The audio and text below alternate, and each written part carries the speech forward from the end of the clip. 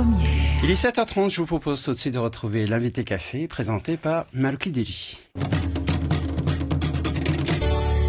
Première. 7h30, c'est l'invité café.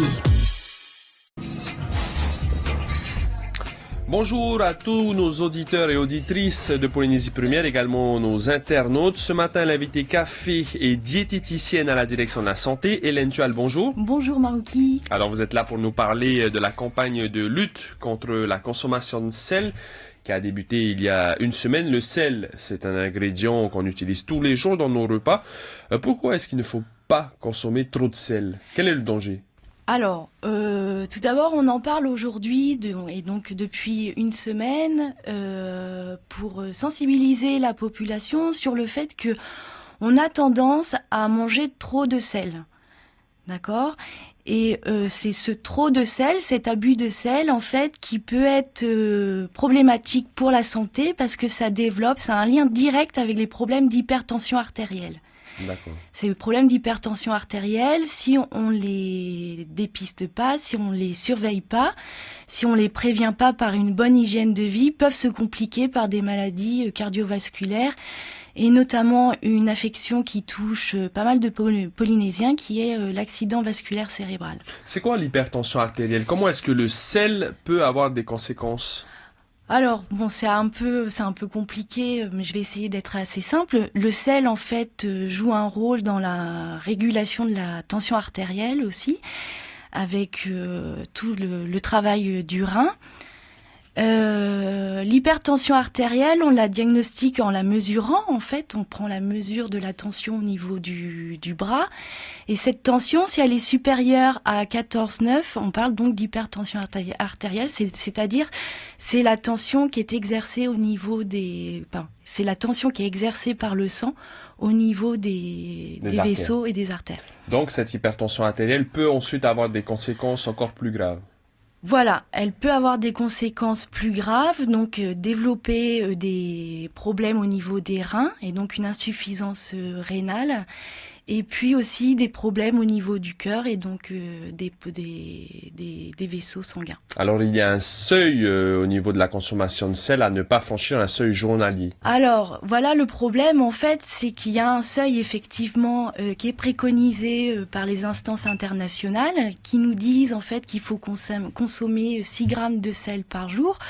Sauf que dans nos habitudes de vie, on est très vite au-dessus de ces recommandations. Quelle est la consommation moyenne justement d'un Polynésien type? D'un Polynésien comme de d'autres personnes dans le monde en fait. Donc la consommation recommandée, elle est de 6 grammes. Et on arrive vite à consommer 50% au-dessus, c'est-à-dire 12 grammes, 15 grammes de sel par jour. C'est beaucoup trop. C'est beaucoup trop et c'est surtout qu'en fait on s'en rend pas compte. Pourquoi? Parce que quand on parle du sel qu'on va rajouter dans sa cuisine, donc le sel iodé qu'on va mettre sur ses préparations pour rehausser la saveur des plats. Mais il y a aussi tout le sel qu'on consomme avec les produits industriels. Le sel qu'on ne boit pas. Le sel caché, voilà. Alors, vous souhaitez vaincre les mauvaises habitudes. Vous dites justement qu'on sale beaucoup nos plats, alors que ce n'est pas forcément nécessaire pour relever le goût. Vous souhaitez donc vaincre les mauvaises habitudes. Quelles sont ces mauvaises habitudes? En général, un Tahitien, sans s'en rendre compte, rajoute du sel. Alors c'est pas tous les Tahitiens et c'est pas, voilà, mais c'est juste qu'on prenne conscience. Est-ce que donc la consommation de sel journalière, elle est normale ou trop élevée? Je pense que pour la majorité des personnes, cette consommation de sel, elle est trop élevée. Donc, comment on fait pour faire attention à sa consommation de sel et réduire un petit peu ses apports? Voilà, les petites clés, c'est déjà de pas rajouter trop de sel quand on cuisine et de privilégier plutôt des épices, des aromates qui vont rehausser le goût des aliments. Par exemple, comme on dit, l'ail, l'oignon vert, le gingembre, le curcuma et puis le poivre, voilà, qui vont être utilisés donc pour pallier au manque de sel que vous mettrez en moins. Il y a des ingrédients alternatifs. Il y a des ingrédients alternatifs et qui développent d'autres saveurs aussi. D'accord. Est-ce qu'il existe des programmes mis en place par la direction de la santé pour aider les personnes à mieux s'alimenter? Parce que là, il y a une campagne donc de lutte contre la consommation de sel. Qu'est-ce qui est prévu justement pour cette campagne déjà dans un premier temps? Alors, au cours de cette campagne, donc vous avez vu en fait donc pas mal de spots TV ou radio qui sont diffusés le temps de cette campagne pour donc sensibiliser la population sur le fait qu'il faut penser à réduire sa consommation de sel. Campagne qui va durer combien de temps? Jusqu'au 12 mars, D'accord. encore jusqu'à dimanche, je crois. D'accord, avec les spots, il y a... Avec les spots. Il y a des actions qui ont été faites les années précédentes avec les écoles et les cantines scolaires, justement pour proposer des menus réduits en sel. Et cette année, on travaille de façon plus rapprochée avec les salariés des entreprises. Les entreprises qui se sont inscrites sur une démarche d'entreprise active pour le bien-être de leurs salariés. Et on les encourage donc à développer des actions autour du sel, notamment des ateliers diététiques pour, toujours pareil, informer, échanger sur nos habitudes alimentaires.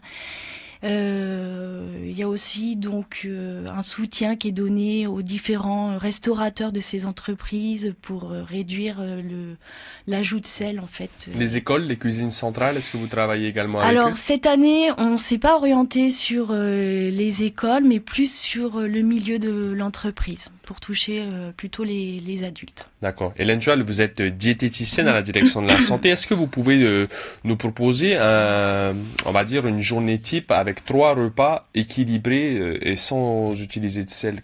Sans utiliser de sel, bah vous allez voir qu'en fait c'est pas possible. Hein, il faut toujours un peu de sel. Voilà. Et puis de toute façon le sel c'est quand même on en a besoin pour la santé. Comment on fait quand même pour faire attention de pas en mettre de trop? Bah par exemple le matin si vous prenez un petit déjeuner donc dans votre café. Normalement, il n'y a pas de sel dans le café, sauf si vous mettez du fromage dedans. Le fromage, c'est salé, donc si vous en prenez le matin, ça va être juste un petit morceau avec du pain qui va être salé aussi. Vous pouvez en fait équilibrer ce petit déjeuner avec un fruit en plus. Pour le midi, en fait, si vous prenez un plat chez un traiteur ou un restaurateur, la première chose à faire, c'est de pas rajouter de sel sur son plat. C'est surtout cette habitude-là que vous souhaitez annihiler. Et aussi prendre conscience que dans les produits industriels, il y a du sel. Donc Donc sel caché. Alors. Voilà, et essayer de réduire en fait sa consommation de sel via ces produits. Voilà. Et le soir, un repas normal sans rajouter de sel. Sans rajouter de sel et en privilégiant plutôt des aliments naturels, de la viande que vous allez cuisiner ou de la viande ou du poisson que vous allez cuisiner vous-même en rajoutant peu de sel, mais plutôt en rajoutant des épices ou des aromates.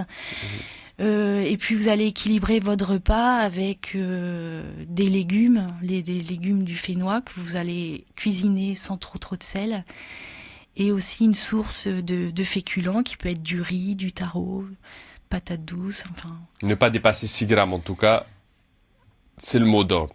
Essayez de réduire déjà sa consommation progressive.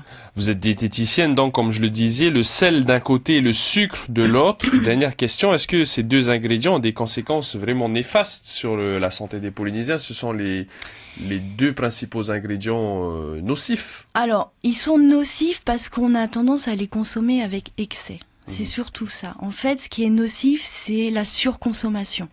C'est pas le produit en lui-même. D'accord. Voilà. Et effectivement, c'est nocif pour la santé parce que ça entraîne des maladies. On appelle ça les maladies non transmissibles. C'est des maladies chroniques, mais qui vont entraîner des complications et dégradation de l'état général. Lorsqu'on contracte ces maladies, ensuite, même si on réduit notre consommation de sel ou de sucre, ça va pas nous aider à guérir, par exemple, de ces maladies. Ce qui va nous aider, alors la première chose, c'est effectivement de penser plutôt à prévenir ces maladies. C'est ce qu'on fait aujourd'hui avec cette campagne de sel. On préfère prévenir que guérir. Et effectivement, en fait, lorsqu'on est diabétique, on ne guérit pas du diabète. On le soigne, on l'équilibre. L'hypertension, on peut... L'hypertension, alors je suis pas une experte médicale, mais je pense pas non plus qu'on guérisse de l'hypertension artérielle. On peut nettement améliorer son hypertension artérielle avec une bonne hygiène de vie, donc une alimentation équilibrée et pauvre en sel, et aussi une activité physique régulière. Faites du qui est sport très donc et importante. mangez équilibré. Voilà, faites du sport au moins 30 minutes par jour de façon régulière, pas forcément intense mais régulier.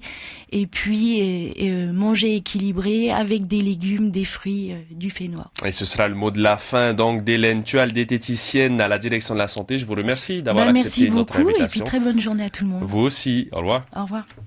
C'était l'invité café, 7h30 du lundi au vendredi.